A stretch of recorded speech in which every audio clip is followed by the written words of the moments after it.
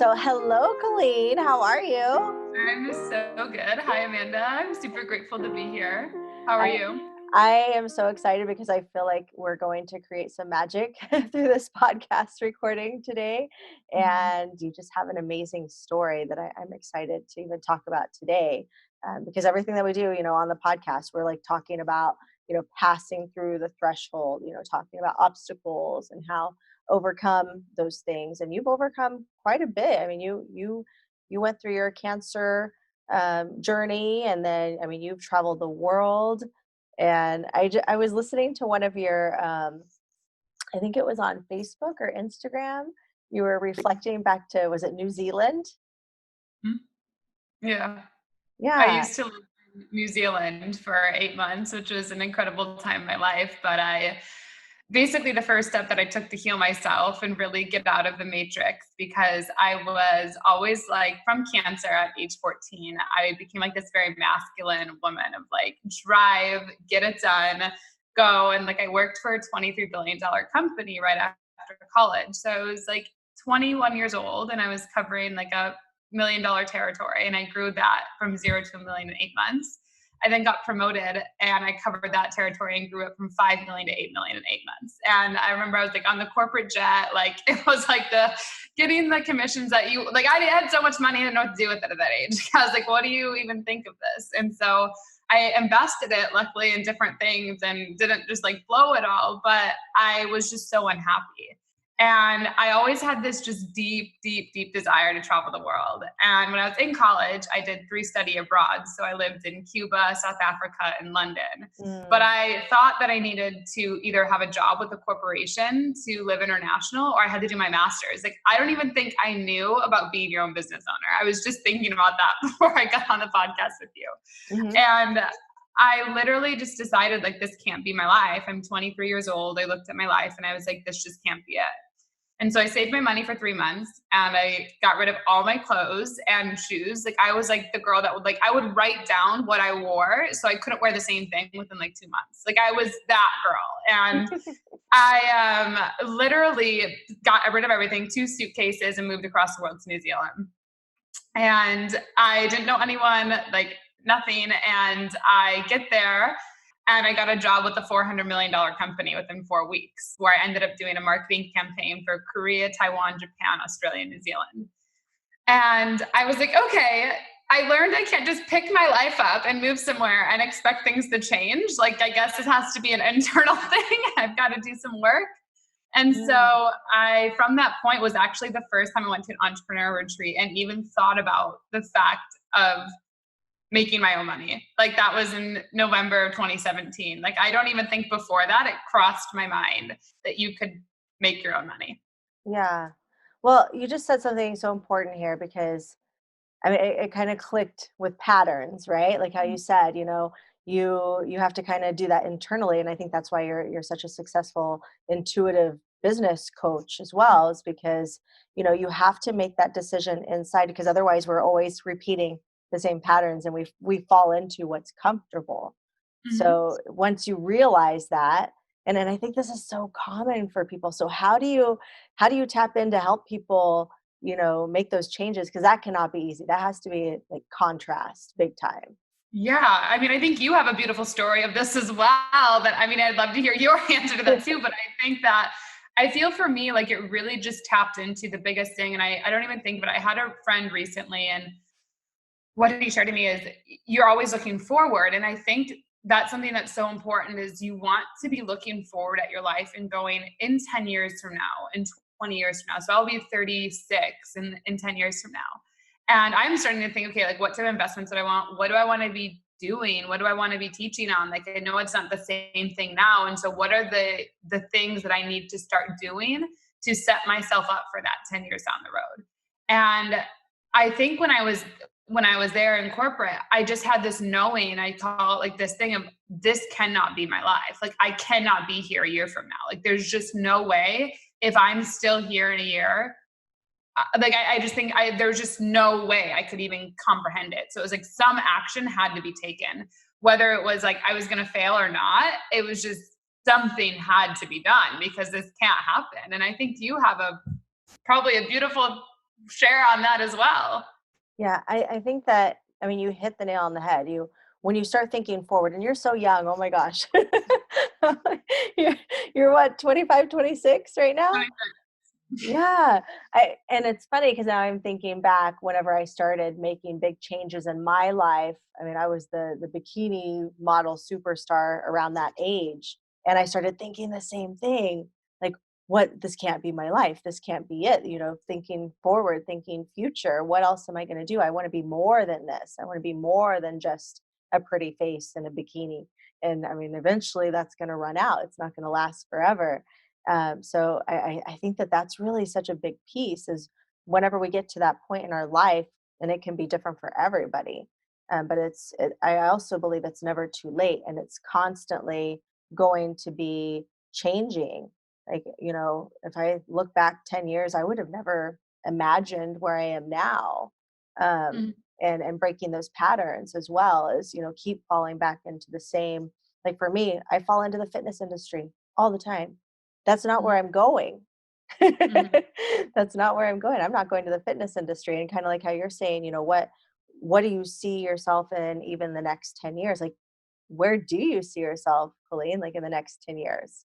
Yeah, so it's honestly been such an interesting time. I feel like COVID-19 actually was here for me to process a lot of grief that I'd gone through my life or like things because I so much has happened in my life in 3 years. Like I've went to like 13 countries in my first year of business. I've completed my master's. I'm starting my PhD. I have my business where I like made $100,000 my first year, and then like right after that, I went $100,000 in debt, and then I made it all back, and it was like this really crazy roller coaster. And so, I feel for me, one is I really love international policy, so I really love understanding where is trade coming from, like natural resources, and how is it moving, and how are majority of the countries in the world that actually have the natural things in a third world or developing state when the other ones are not. And I think it's a fascinating place to look at because where we're going in the world, the larger difference in income that there is, the more crime that there is, or more wars that there are.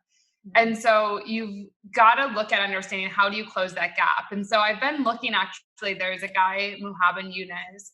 He's out of Bangladesh. And my master's, I studied displaced people out of Rohingyas that are in Bangladesh. And he does microfinancing. And so I've started to get interested recently in a lot more of how to do microfinancing specifically around women because women actually are in a more collaborative state than men have the capacity to do, which is how the brain is wired.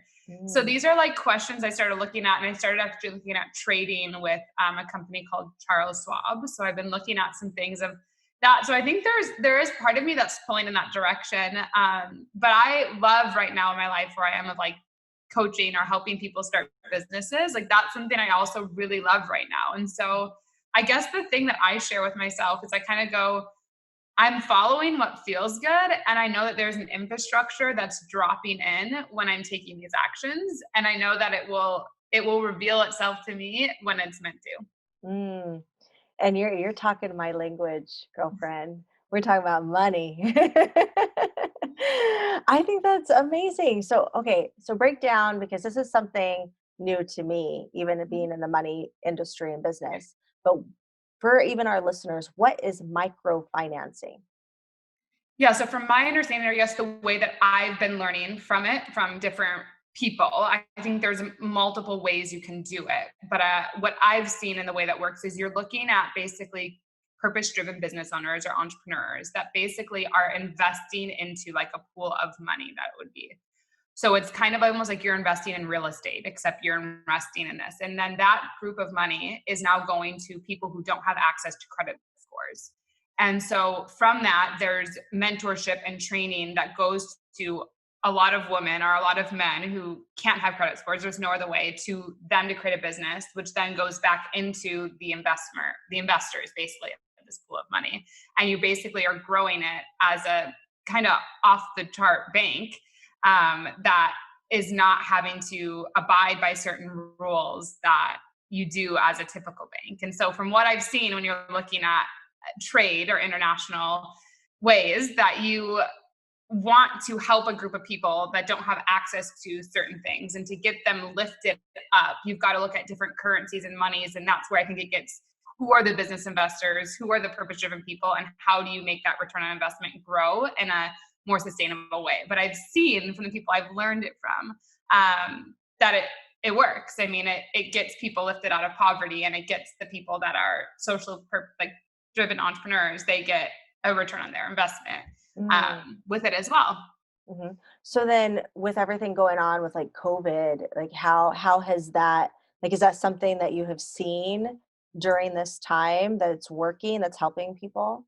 So when I studied the person who I studied with, he's won the Nobel Peace Prize twice, and he won in 2013 and 2016. And so with him, even though, let's say COVID, I mean, if you're in a displaced people camp or a refugee camp, or you're basically in a place with kind of poverty, yes, is COVID relevant? But let's say like their probably natural health care is not as strong. So I think COVID is kind of something of like, we have clean water and we have COVID. And so I think there's something that you're going in there. But I also think a lot of these people, when you look at displaced people or refugees, once you start giving them education, their whole life changes. And when you look at, even more interesting, when you look at what creates a fast growing economy, there's two things. And this is why China has actually, I believe, created such a fast growing economy in a short amount of time with India and the US, is because they have national health care and they have national education.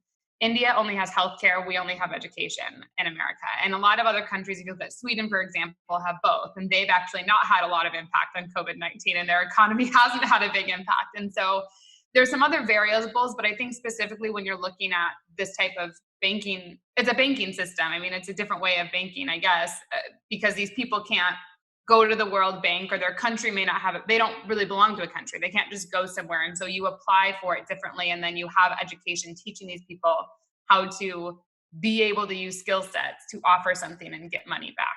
And then that goes back into a bank that's growing, that's they're paying off, which goes to the original investors. Mm. So it's pretty much like providing opportunity, and people are hungry for education. They want to learn, they want to know, and that's what I see from people who come from other countries many times, or even people who hit rock bottom. Like they're just hungry Mm-hmm. to learn and to win. Yeah. And I Mhm. think a lot of these, like, I mean, when I was spoke at the Rohingya conference, actually, which was in London almost a year ago.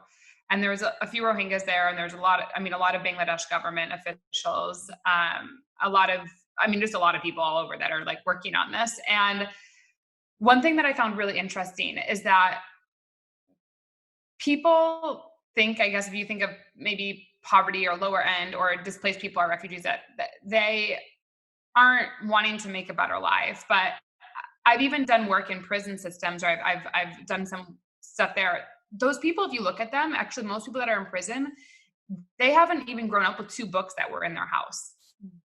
And Mm. so when you look at where they had to do, they had to simply survive and create a mechanism because they probably never had access to credit scores. They probably were never even taught how to open a bank. And when you look at this in a different way of how can you teach someone to make money or create a business that actually makes sense to them, I think you open the door in a lot greater way for people to be creative. And if you can do that without a major bank being involved, with people that have already made substantial wealth, I believe a lot of them really do want to give back. And maybe it's not the rate of return of what they may see in a real estate over 20 years of their life. But I think at that point, they're like, well, I'll get, a 10% return or whatever it is, return over X amount of years, and I can put that into a foundation, or it's a tax write-off. And you start to get creative in different ways. So I see that that's the pros of what I've seen of this with microfinancing. And it's a really beautiful way to guide people whose maybe countries don't offer education, or they don't have a country to live in. They can receive education to truly create a business. Because if you have nothing, the thing I know to be true, and I've always said this since I was 17 years old, is you've got to know how to make money. You've got to know how to make a business. And so I think the quickest way for some people to do that, which I teach right now on my social media, our business side, is starting to use social media. Start to share your knowledge, start to share what it is, create a program, a service, a product, network marketing, whatever it is that you're doing. And I think using social media, when you don't have that access, maybe as some of these other people, but they have access to resources such as wood or fabric or whatever it is, you can start to go, well, how could we help them make this? Could we get more people involved in this? Could we get this into some type of store in the US or the UK or Europe or whatever? How can we pick this up? And now I think you just created something that they didn't even think was possible. Mm. It's kind of like whenever you sit down with 3 people and Yeah. everybody has, like, different ideas, it's like, "Oh, why didn't I think about that?" Mhm. Yeah, Yeah. exactly. I love it. I mean, there's so much opportunity there, just to think about giving those resources or those ideas of how to build a business. And I believe that everyone has to have more than one source of income Totally. nowadays. Like we can't rely just on one thing or one job. Whenever you're coaching people who are working, like they have their regular job, but then they're wanting to build their business, like, Mhm. how do you help them to eventually let go of their job if that's what they wanna do, or do they usually wanna do both? Yeah, most people that come to me always want to let go of their job.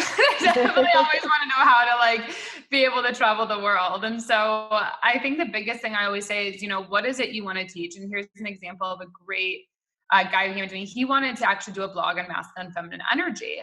And he was like, but it's so out there, like no one's going to get it. And I'm like, no, no, no. That's a normal conversation. Like I think because you're programmed in this corporate place that you think it's not normal. And I think they were like, well, I have to wait a year to save and leave. And I was like, no, you have to wait 3 months. Like I've done it twice where I saved my money for 3 months and you can do it. And I think it's just any business model, whatever that you look at, you have to have three things. You either have a product, you have a service, or you have a membership. If you're, a very successful business, you have all three. But I think that when you're doing this, I tell them, what is it the thing you want to offer? What is it you want to go to? And usually my clients, when you say, they're like, well, this is what I've always wanted to create, or this is what I want to do because I wish I had this.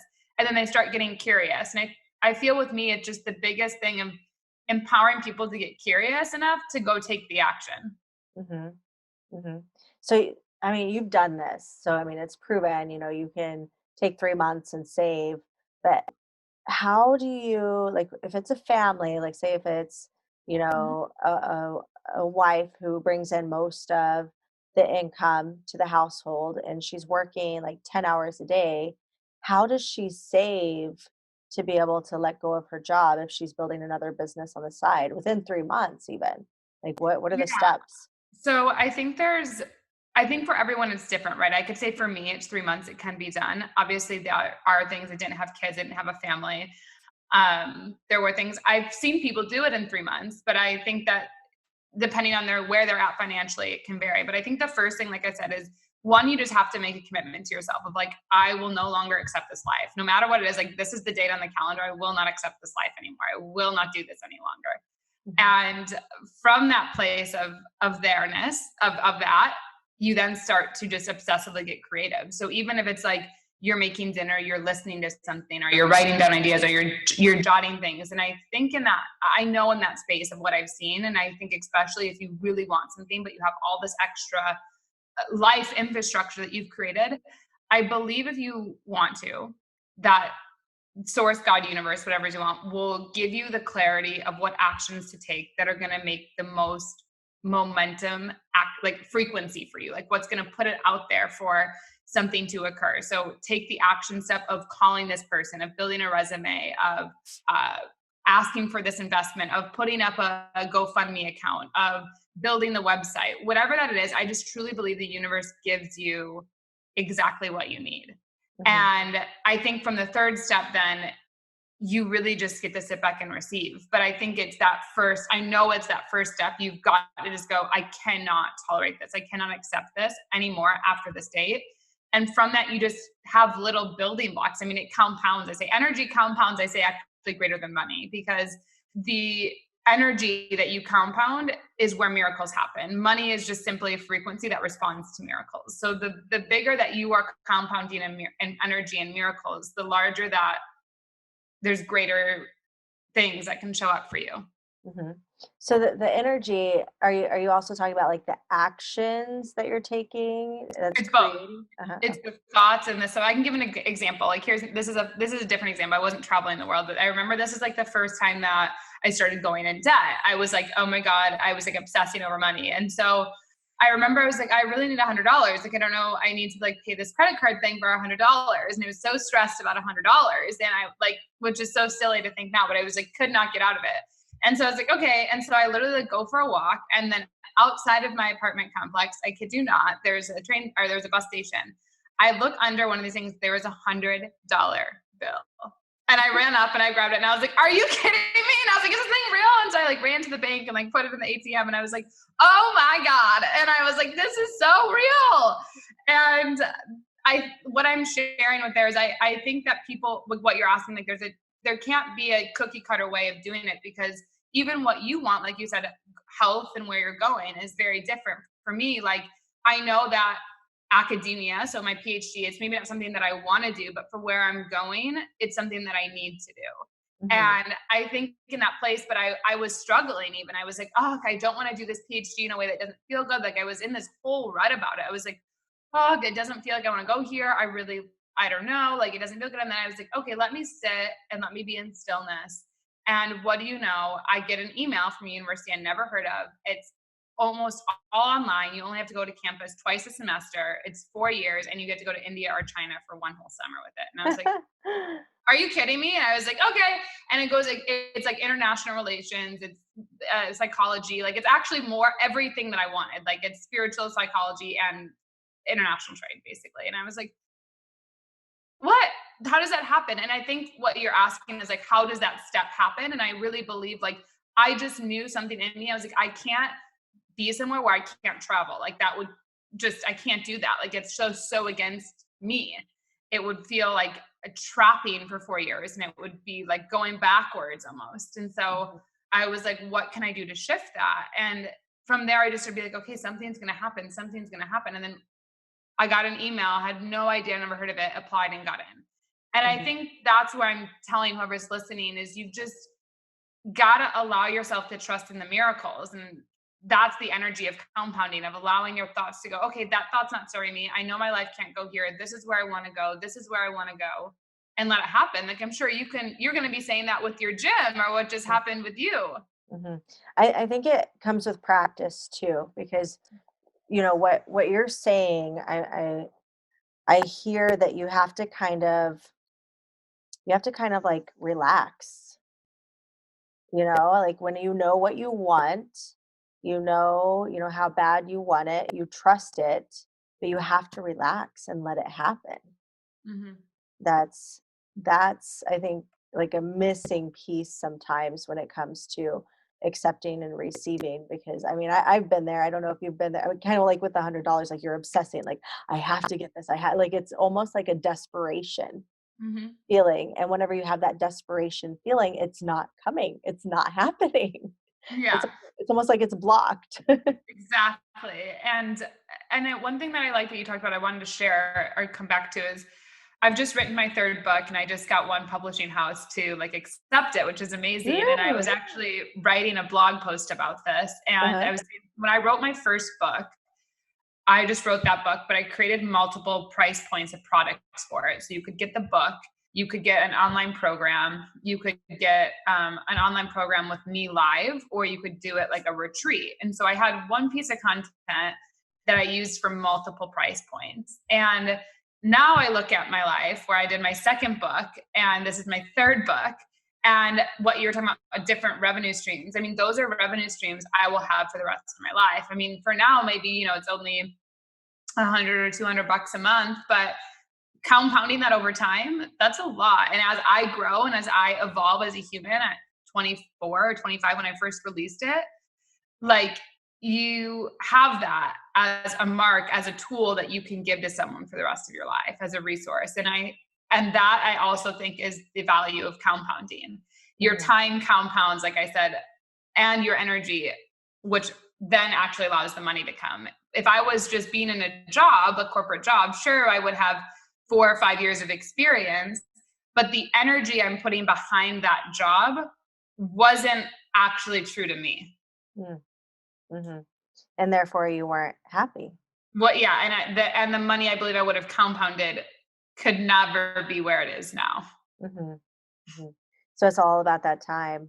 the time, the consistency, the discipline, and I think that that's one of the things that I run into whenever, even when I sit down with younger individuals and talk about money and finances, like trying to help people think ahead and think about, what it is that you're doing now. It does take time. Like you said, like everything that you've done over the time, it compounds. So it's Mhm. kind of like, brushing your teeth. What if we were to only brush one tooth a day instead of all of our teeth all at once? I mean, it's not going to have like the same effect as compounding, our efforts. Yeah. No, But I totally agree. And I feel one thing that it's important too from what you shared, and one thing I I guess it's important to land is, when I left college, I always say I didn't necessarily know. If you would have told me I would have lived in Arizona, Texas, Maryland, New Zealand, moved to all these places, then back to Arizona, then to LA, and now to India and a little bit. Like I would have told you you are out of your mind. Like mhm, I would have been like, you have lost. Like that is, do you hear how crazy that sounds? Like that can't happen in 3 years or 4 years or whatever that it is. But I feel, again, this is where I'm talking about, is when there has to be a point when you come to your life. And I knew in my heart, I have to do this because, and maybe this is the cancer, but I was like, I cannot die without at least trying. mhm, And whether that was with like, I knew when I started my business, I was like, I'm going to make it to 6 figures. And like, I know I'm going to make it to 7 figures. And now I'm even thinking like 8 figures, like 9 figures. What would that look like? What would I be doing? What would I be thinking? I mean, even yesterday I was looking at these houses and I was like, okay, it looks like the houses I want are like $5 to $10 million. So I've got to figure out how I can create a business that would support that, because I want to, it's not that the house was that much money. It's that's just what I like. That's what I want. And I'm not going to lower my standards to get something I don't want. So I better get creative to start thinking, how can I help more people to either help their lives and generate revenue for themselves, which will generate revenue for a bigger cause, or stay the same. And I just cannot live my life being the same. mhm. I love that. I love it so much because I think it's okay to think like that and to want things like that. Because I mean, how I grew up, it's kind of like you don't, want things that are, have a high price tag, like $1 million home, $5 million home. And I love that you're saying that. It's like, why settle? If that's something that you like, there's nothing wrong. You just got to figure out how to get there and Exactly. trust the process and be like, I'm just not going to settle. And I think that there's urgency, in our life. We have to create that urgency of, I'm not going to settle. I want this. And every single one of us deserve anything that we want, as long as we're, being proactive and becoming the valuable person that we need to become to get there. Yeah, and one thing that I love that you shared there is I feel that it's so important to understand it's not necessarily I want this much. It's that when if I were to have this house, my dreams, this is what I think about. Like, how many retreats could I hold? How many people could I have to like stay, like dinner parties, things like, and I can do that now, no doubt. But with there, it's like if I could wake up and what greater creations could come through me if I was fully supported in my dreams. And I think that we stop allowing ourselves to dream because we think it's not possible. When in reality, if you would start right now and see like the compounding of a podcast in 3 years from now, the compounding of books, the compounding of speaking events, or the compounding of going to the coffee shop and saying hello to someone random, I truly believe that's what allows your life to change. And one thing I want to add to that, because this is something important that I was just reading about and writing about is, and I teach, but you have to know why people are in your field. So we all have like an invisible field, I say, but there's something unique about Amanda. There's something unique about Colleen. Um, that if anyone shows up in my reality, it doesn't matter who it is, I know that this is subconsciously what they want in their life. It's either love, it's either freedom, or it's either social impact business. Like no one could come in my life that doesn't subconsciously want one of those three things. Mhm. And you've got to know those things for you. So like for you, it looks like it might have used to been health or like holistic health, even. It might have just been holistic healing because now you're like you said, with finance, but there's something in there. You truly care about the holisticness of someone. If someone didn't want a holistic part of them being activated, they couldn't be brought to you. And that's literally the person that says hello to you on the sidewalk, to myself, to anyone. And I don't know what your other two are. I usually people have three, but there's these things. And so whatever is happening in your life, you have to realize that people are always coming to you because they want help. But if you don't know, you don't have something to help them, you can't really monetize it. And so you've got to understand, what are the constant conversations people are coming you to? What are the things that you've done your whole life? And then how can you start to create something that will offer value to them and you receive a monetary exchange for that? Wow. There was so much value right there, what you just said, because, when somebody can figure out what are those three things, then that can kind of point them in the direction of what kind of business that they should have, because that's the value right there. How do you help people figure that out? Yeah, so part of it's just my intuitive gifts. I really wish I could.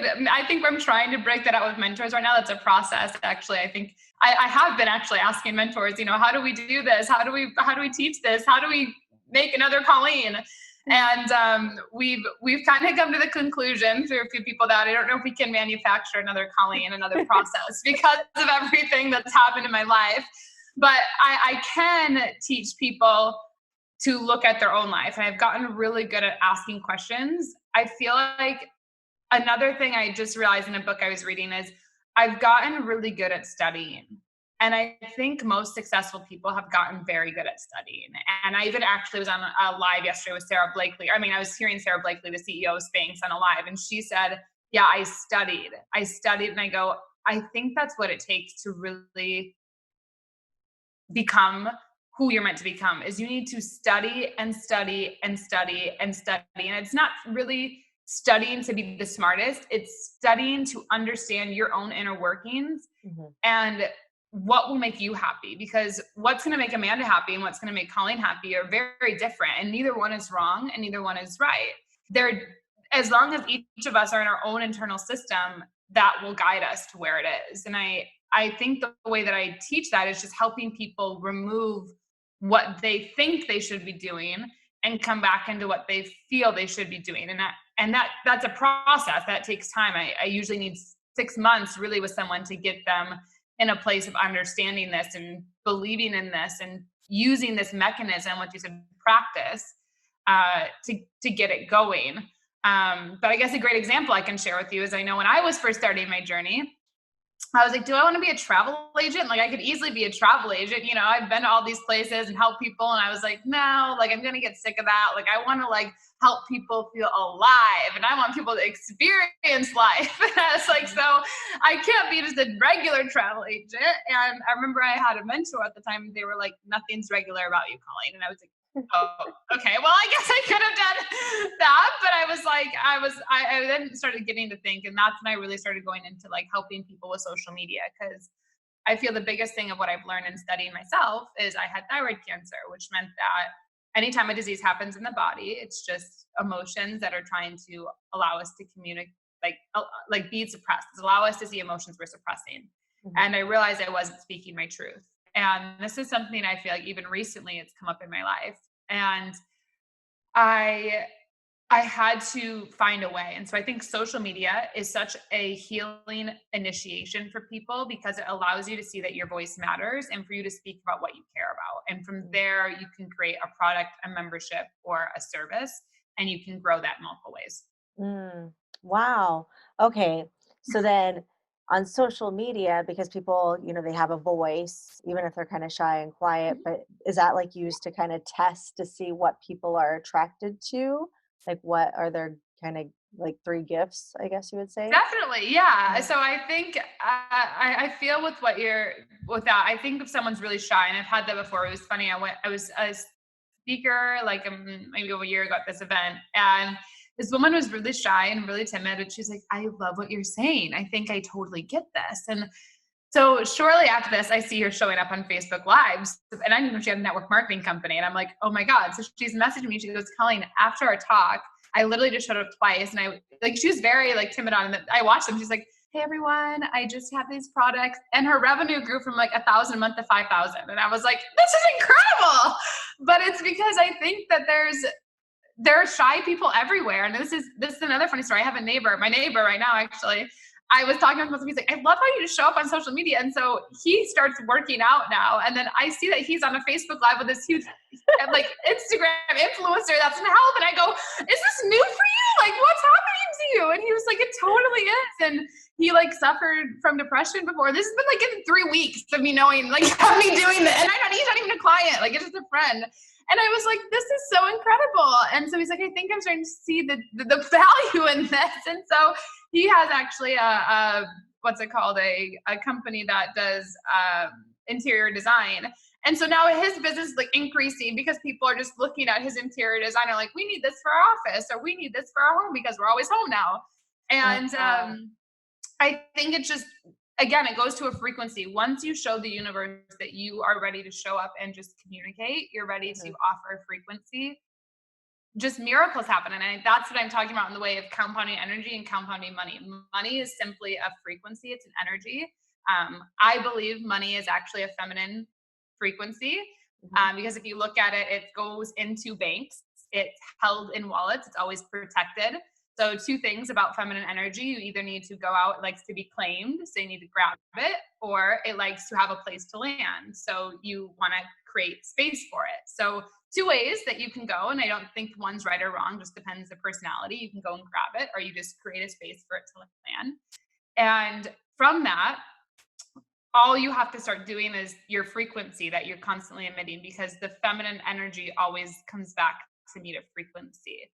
And I think that that's the beautiful thing about what I'm sharing is energy, your frequency, who you really are. When you start to live into that, it compounds greater than any rate of any bank or institution or whatever you want to call it could give you, because money is just flowing to you endlessly now in this place that you're creating from. I love that so much. I just have like this visual of like pink money just like flowing Unicorn money. and glitter. Yeah. Oh, that's beautiful. I haven't heard that before, that, money is a feminine energy. I think that, I mean, it makes a lot of sense what you're Yeah. saying. It's, I mean, like I said, and you think about it, I mean, it's always protected. People are Mhm. always protecting their money. Woman, feminine energy, you are always protecting the feminine. I mean, if you go into any spiritual, I mean, way back, obviously it was inequality, but still women were protected because why? They could birth a child.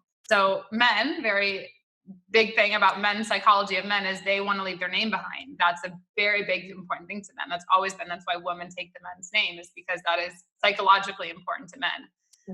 It's kind of a power thing, but it is what it is.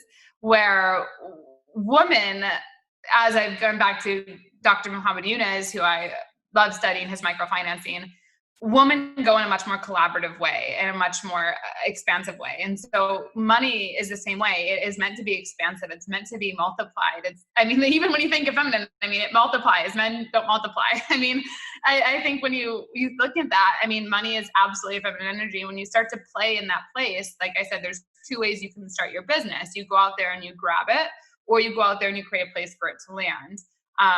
Which is, I call it containers. Many other people can call it different things, but banking systems have containers. Businesses, you have different containers for different products. Nonprofits, you have different things. If you're ultra successful, you have different containers of your money for it to go for tax reasons. And you're looking at that. And I think when you start to look at everything as a pure frequency, which it is, that's where I'm telling you, it can't just be 1 + 1 is 2 anymore. It actually goes 1 + 1 is 3. Okay, so then why do you think that for so many years women make less money? Yeah, so this is a deep programming. It's so great that you asked this, because someone else was asking this. I'm going to do a whole podcast episode on it, but I'll go into it here. But one thing is, I know for sure, so women, and this is something I was really big in, is women have been taught to take less than what we do. And this is a big thing I've recently had to overcome. And if you think about it, even moms, or even whatever, I mean, whatever it is, moms don't go, okay, I just drove my kid to school. That would actually be X amount of money. of me of a driver, or I just lost this in a sale, or that would be X amount of time me driving to a customer. Me making food or going grocery shopping and looking at the 50 different brands, that brain consumption was now just taken for that instead of my business. Men have been trained to think, I am making money. I'm going to be, it's just been DNA. It's generational DNA. It's been that way. And in my new book that I talk about this concept of we impact 7 generations below us and we're impacted by 7 generations up. So women are carrying generational lineage and DNA that's actually allowing us to not understand that what we're doing should actually be monetized. And so a great example that I like to say is I have a lot of clients who have been stay-at-home moms. And if there's ever been a problem with money between like the partner and the mom, well, one of the moms, there's stuff and she goes, so I went and researched how much money it would be to hire someone to go grocery shopping, hire someone to make meals, hire someone to pick the kids up to and from school, hire someone to babysit, hire other things. And he was like, by that much, it was more than the salary he was making a month. And so when you start to flip it this way, but women have been trained that this is just something I do because I think of the collective. I want to take care of the collective. This is just where my heart is. And so their relationship with money has actually been programmed a lot differently to not ask for something. And from that place of not asking, we've really been trained, like I said, and I just believe it's been passed down and we see patterns and we see habits and we learn it from people. And so I think that's a huge opportunity. And I guess an example I can say is a personal example. I was on a date, I don't know, recently, before COVID or whatever it was, or around this. And this guy, he was like, you don't know how to receive. And I was like, interesting. He was like, you have to like do all this stuff to whatever it was. And I was like, okay. And so I remember we were there. He's like, you're not doing one thing this whole day. And I remember like I had to like put my hands under my thing. And I remember I even went to like go grab something. He was like, you can ask for it. And I was like, oh my God. And it was so interesting because I saw in the little moments how many times I wasn't asking for something. I was just doing it because I knew I could. Mm-hmm. And that I think is a big thing with women. And I saw it through my own life. And now I see it through many of my other girlfriends or women's lives as well. Mm-hmm. Yeah, it's true because we'll just do things like, oh, well, I'll do that for you. And you just go and do it. Oh my gosh, this is such a huge conversation that we could have. Um, because now I'm starting to think that since the awareness that can go around this can also make some big impact changes for the future. Totally. Like, I mean, even think of when you were just, for those who didn't know, but you were just, were leaving one of your gyms or moving it out. How many things did you just do because you knew you could instead of asking for the help that you probably should have? Oh man, I was thinking about that. I was like, you know what? I just did this by myself. I didn't have, a man by my side, helping me with that whole transition. And I was thinking about that. I was like, holy crap, we can do anything. We really can. And I just did it. And it's hard to ask for help. It's hard to ask, hey, can you help me with this? Or hey, and I remember there was one thing that I did. I had like boxes of just junk. And I had asked somebody, hey, I'll give you $20 if you'll take that over to the Goodwill for me. There you go. Yeah, that's crazy how we. But think, so men, what I've realized, men ask like that all the time. And that's Mhm. called, let's say men do that unconsciously, but it's called pushing. This isn't even about really women and men. I could say people do it all the time. Masculinity is very good at this. And masculinity constantly will push boundaries, constantly will push boundaries, constantly will ask, constantly will push. And if as the feminine, there's or there's no way of the feminine asking back, or the own feminine having its own masculine balance, huge issues arise in communication and resentment and businesses and all these things. And I write about this in my new book, that we have to realize that there's a point when we need help and we have to be vulnerable enough to go, I need help. I remember when I was $100,000 in debt, the time I was like, that's so much money. And I probably should say that's so much money, but I know where I'm going, and that's not that much money in the world of everything. And I think when I went there, I remember I called a finance friend of mine in Arizona, and I was like, hey, listen, you're the first person I told about this. I have a lot of judgment around it. I'm $100,000 in debt. What do I start to do? And they go, oh my God, I'm so happy you called. I got out of debt within 3 months. Oh my gosh.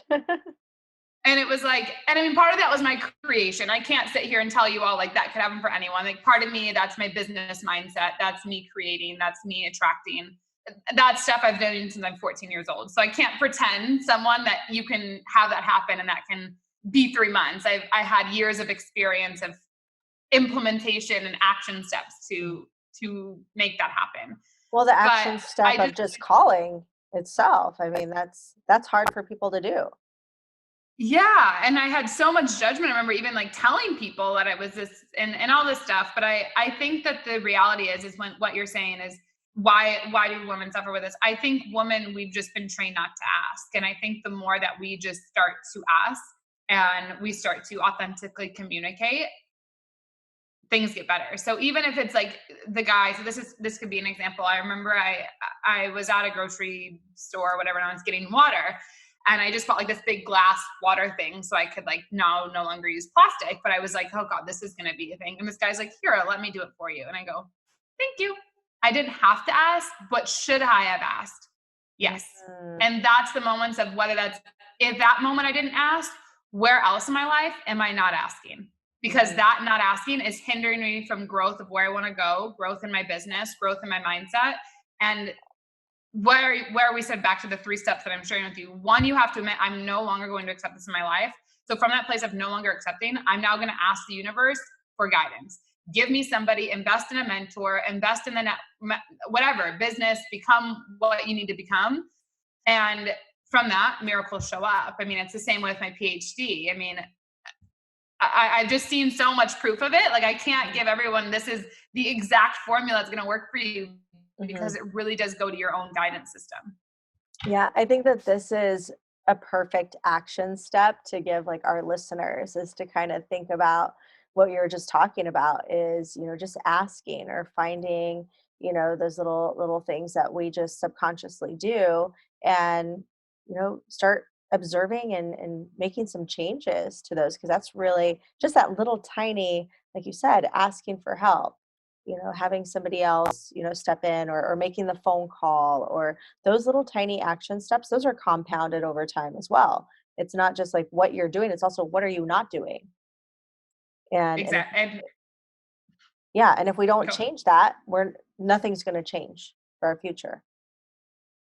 Exactly. And that compounding effect, like I said, it's so big. And whether it's that compounding with your energy and your actions is what leads to multiplication of compounding in finances. Like you can put money away, I think, for a 401k or whatever it is that you have. But if you start to go, well, what if I could have real estate investments? What if I could create a passive income business from 20? What if I could have books that will make me for the rest of my life? What if I could create products on Amazon?